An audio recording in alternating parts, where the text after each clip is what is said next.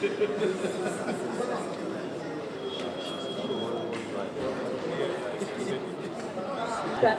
can you tell us why we are here in court? Okay, the case is that case that was instigated by the DSS against me for calling Tinubu a criminal. So we are getting into the case now. The last time we were here, it was a complete disaster because the judge has asked our lawyer to kneel down. We resisted that. But now we have gone to the stage where we have applied for a no-case submission, and that has been served on government lawyers, prosecutors, and they've been asked to reply to our motion for a no-case submission. And we've also been asked to reply on the point of law. And we're coming back on May 4th, 2026 to adopt our processes. That's why we are here today.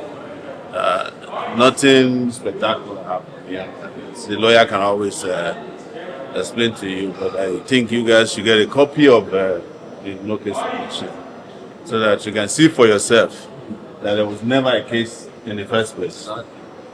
The matter was slated today for the friends, so the filing of no case submission. We've done that, so we've actually got the report of proceedings, and we've already filed a case submission. We've also served the prosecution with the case submission.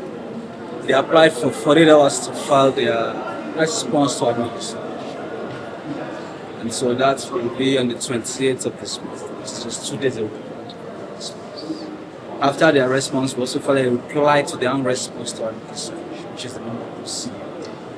So the matter has been adjourned precisely by the court until the 4th of May, 2026.